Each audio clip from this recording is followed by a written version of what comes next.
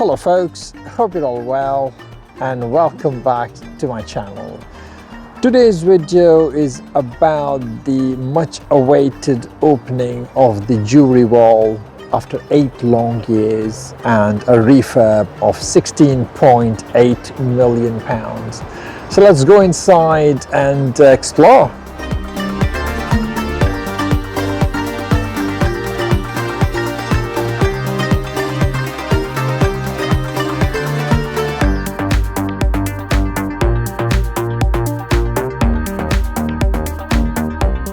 Before we begin, please subscribe, like and share this video so I can carry on creating this type of content for you all.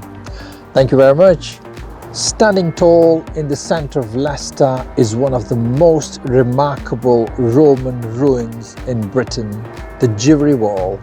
After 8 years of anticipation and renovation, the Jewry Wall Museum opens today, the 26th of July 2025.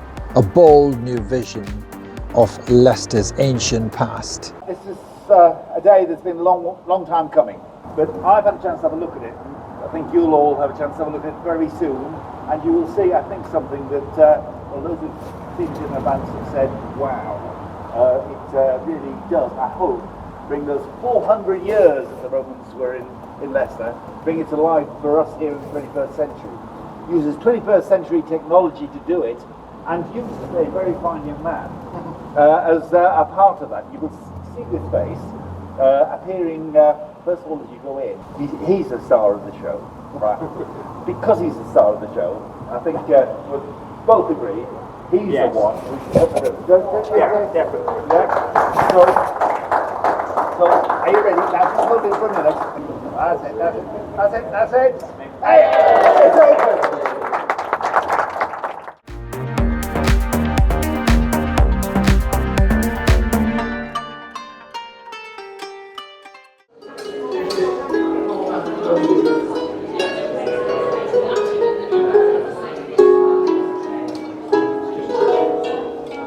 In the heart of Leicester, just footsteps away from the city's bustling streets, lies a window into a forgotten world.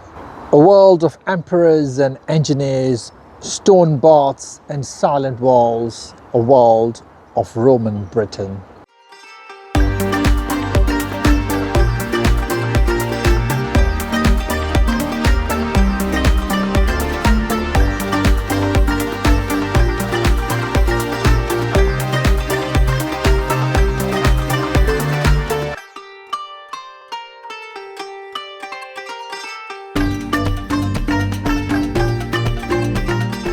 This is more than a museum. It's a time capsule where voices from the past speak through stone, glass and light. The story begins in Ratae, known today as Leicester. The Roman town that once stood here, built by the occupying Roman Empire. This place was a center of life in Roman Britain, a place of imperial grandeur and native resilience.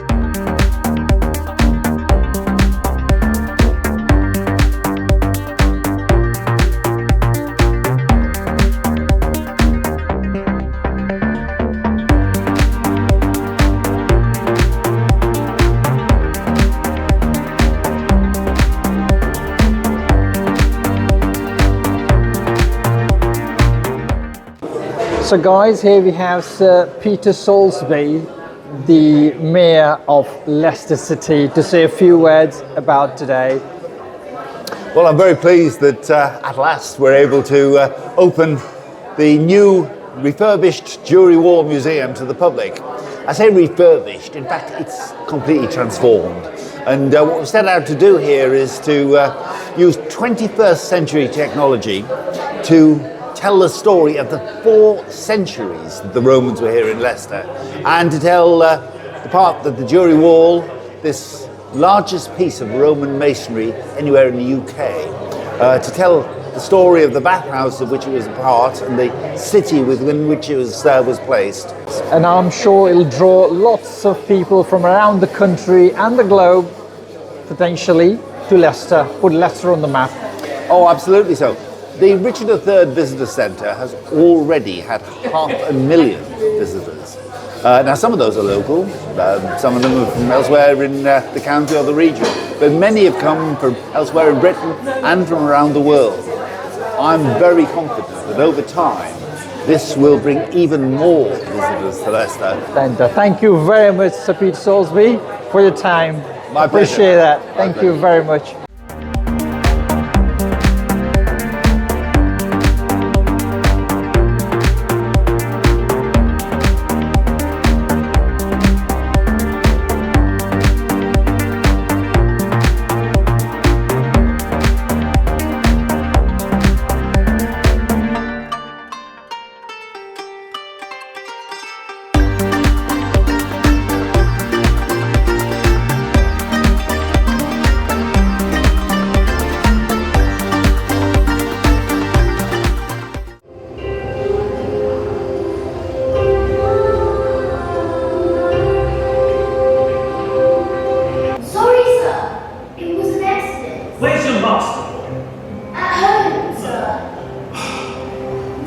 How old are you? 11, sir. Well, really. You should know better. What are you doing here? I'm looking for the magistrate. I use enthusiast. I've got a letter for him from my father. I'm Mark Ellis, the Mark has various houses. Welcome to Ratae, Warren. This is a very important place here. There's lots to see here. Look, I have to deliver this letter. Salve Domine, Father said to be sure to give you this letter in person. I see. It makes me want to get on a ship and explore the world. When you are a man, Marcellus, you will travel far and satisfy your curiosity. But for now, I suspect you cover the places you should be, no? Right, I'm going to be late. I promise I'll hurry back.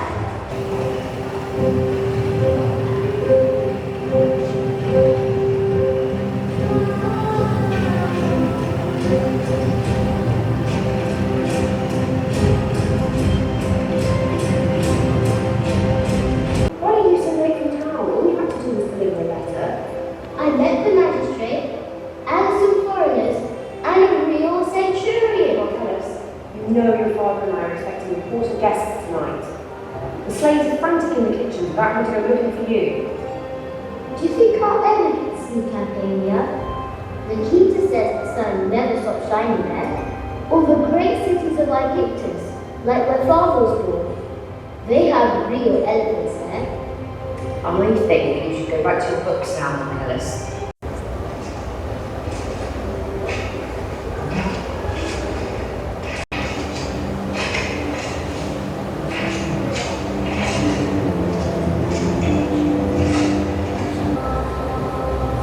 Imagine such a beautiful country where the sun shines already.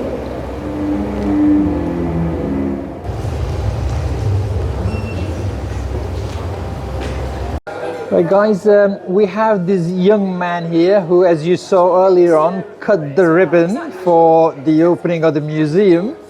And sorry, could you tell us a bit about yourself? What's your name and how are you part of this? Well, my name's Aidan, A-I-D-A-N. I was part of the immersive theatre thing over there, also on the walls, and the experience was just really fun and I loved it.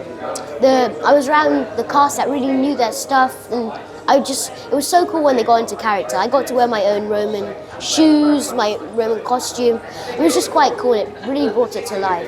And I first saw it with actual volume and on the screens yesterday, and it was really, really surprising.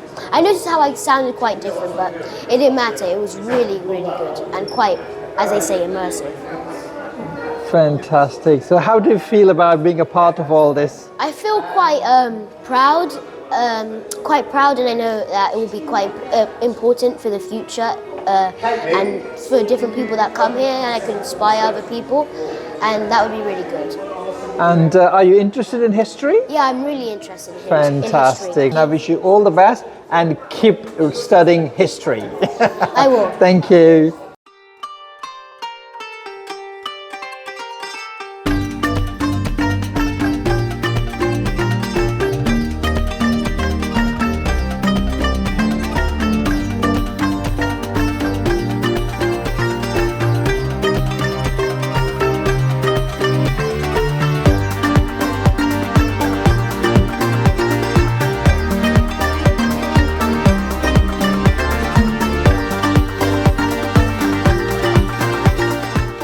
Yeah, so we're very lucky the Romans left us recipe books, so we actually have the proper recipes from the time. They really liked the sweet and sour flavours. Honey is a big component, and they also liked making one type of food look like another. So here, this is boiled egg with anchovy and raisins and pine nuts made to look like fish. So they might actually use almonds as scales as well. And then here we have the honey bread.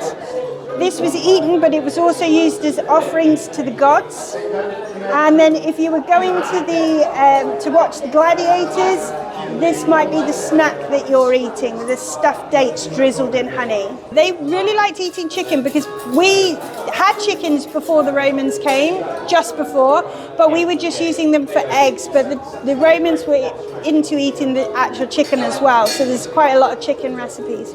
But yes, eggs and fish seem to be the one they really liked. Thank you so much. Thanks for your time. That's Thanks all right. a lot.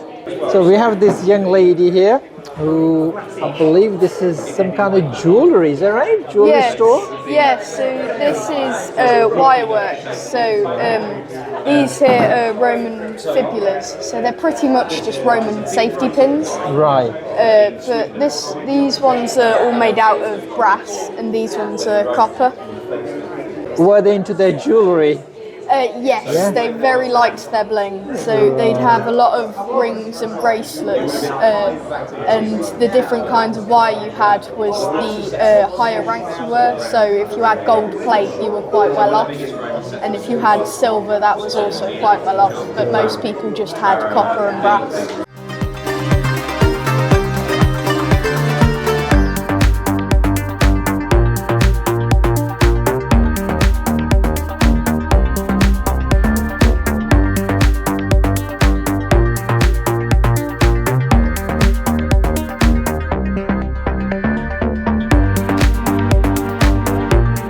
Money is collected here and taken under armed guard. The Cavallo do, and from there to London. Finally, Rome. Ratae generates plenty of wealth for Rome.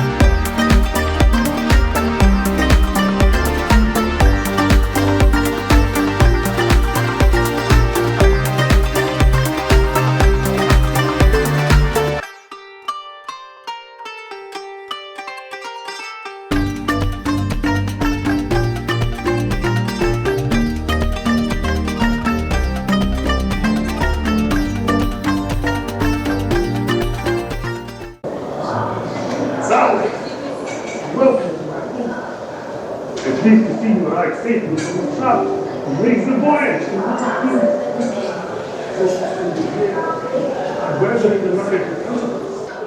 Guys, here we have the gentleman from Roman times. Hello, Salve Day. So I'm dressed in a 3rd century Roman federati outfit, which was a Roman cavalryman drawn from the provinces. 3rd century, really tumultuous time. You had the crisis of the 3rd century, lasted about 40 odd years or so. The economy completely collapsed. You had about 30 different Roman emperors in that time. You had a complete change to the Roman military. There were several plagues, multiple invasions by Germanic tribes from across the north. it was not a good time to be in the Roman Empire, frankly, except, actually, bizarrely, in Britain. Britain was one of the few places that wasn't massively hit by a lot of this stuff, at least. But they did secede and form their own Gallic Empire at one point during that. So they were independent for a while during the 3rd century. But yes, so I would have been, someone like me would have been riding on horseback, wouldn't have been a proper Roman, but would have been drawn from the provinces instead. Right. So what did it take to be a proper Roman then? To be a proper Roman, it depends on what era we're talking. So around the time when Britain was first brought into the fold of the Roman Empire, you had to actually basically be from Rome itself. Right. Otherwise, you're what's known as a peregrini, which is effectively like someone who's not a slave, so you're above that, but you're not an actual Roman citizen. Right. Even the descendants of nobles from those areas, who would have been in league with Rome a lot of the time, still wouldn't have been granted citizenship. However, the Emperor Caracalla actually changed that and instituted a reform to the legal system that said that anyone who was basically born into the Roman Empire was a citizen at that point. Right. And it was largely done so that he could draw a lot more people into the army as actual legionaries rather than auxiliaries. They needed the army, yeah, didn't exactly, they? yeah. So it was a constant thing of trying to get more and more men into the army. Thank you so much for your time, You're sir. very welcome. Really appreciate that. I'm sure I'll bump into you some other time as well. Quality. Thank you so much. No Thanks a problem. lot.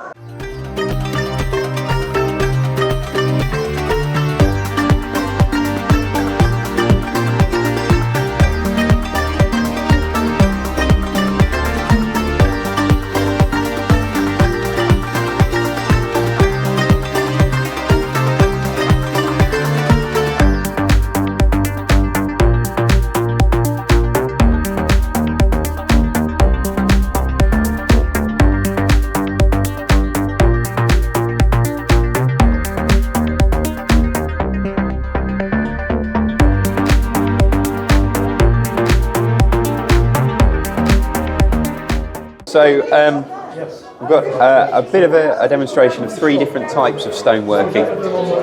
So the stone that we're using here is sandstone. There is some sandstone in Jewry Wall. The majority of Jewry Wall, though, is brick tiles, granite and slate, mined from the Swiveland area of Leicestershire. So this stone here, which is getting ever so smooth over time. So this is a stone that is being faced. So it's got a nice smooth finish. This one here will eventually end up looking like the previous one. Right. Your hammer and chisel. So your big mallet here, that would tend to be made out of apple wood. Right. And then we're taking off chunks as we're going and basically sand this down. And then once that's gone, obviously you end up with loads of scratches in the blockwork. Yeah. That then would be cleaned up. Right. Possibly with a weak vinegar, so it's slightly acidic, and that gets it down. So we've got a lettering, chisel and hammer in order to make that. Thank you so much, sir. Thank you for your time. Thanks a lot. Thank you.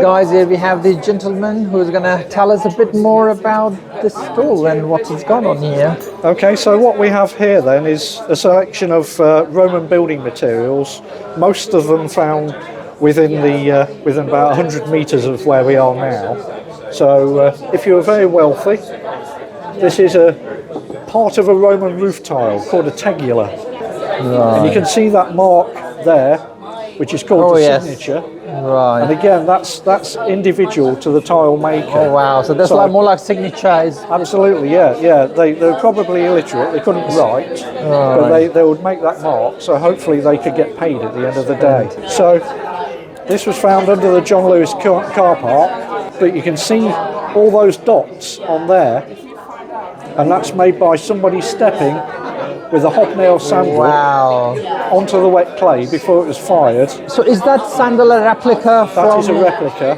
And they used to have... That almost looks like a footballer's shoe. That's right, yes. Yeah, metal hobnails.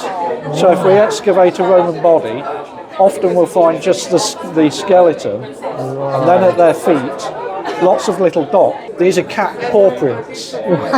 So again, before the clay was fired, while it was still wet, the cat decides to come along and walk over it.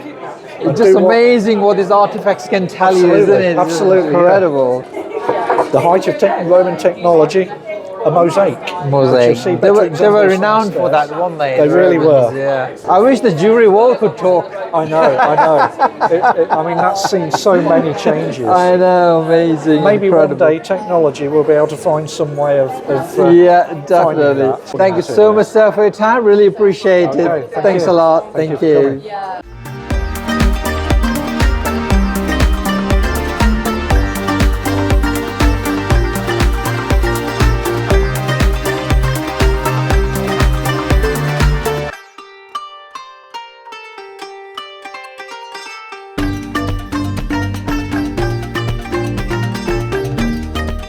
So we've got some cosmetic scoops here.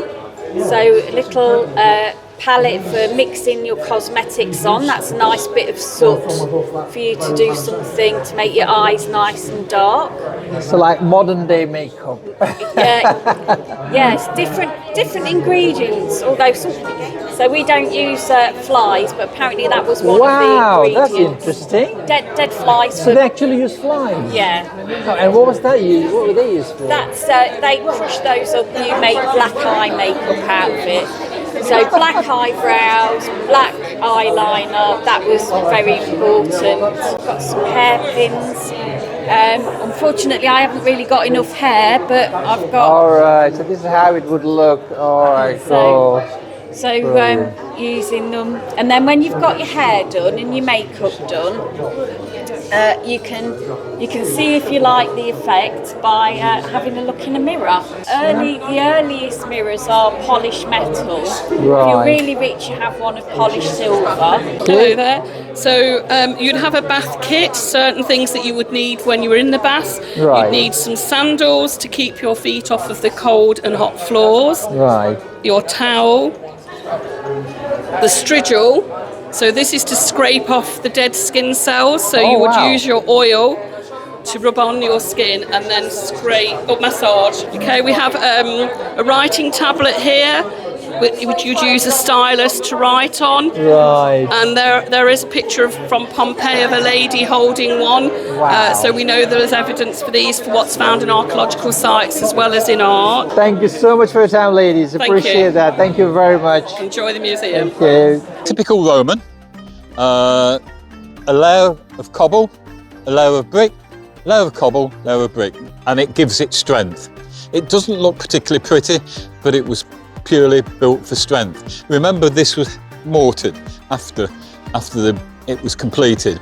The holes are called putlog holes, and that is where the scaffold poles would be fed through for a wooden scaffold. What was the rough population at that point? Do you know about for Ratae? Well, initially, not a lot, because you had the Curvatori living here in round houses. Population probably about 1,000, and then the Romans came, at least doubled that amount.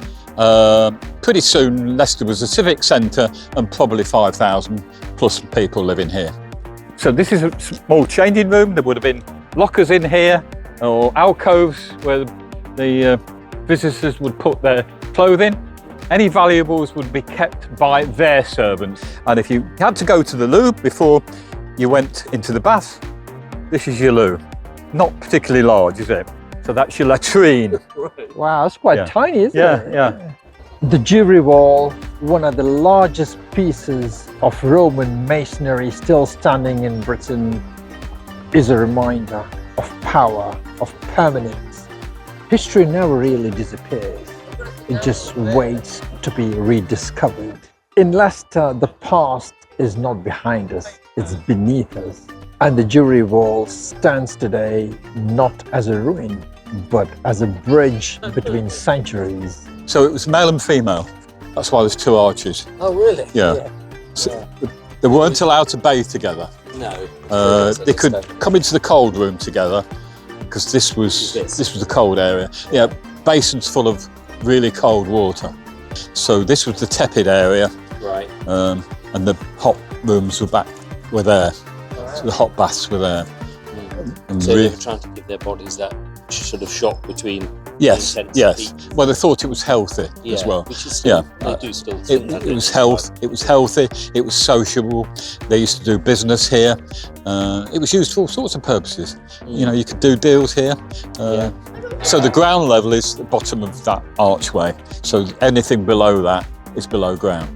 Thanks for joining me on this journey. If you found this inspiring, please don't forget to subscribe, like, and share. Many thanks, and I'll see you in the next one. Bye for now.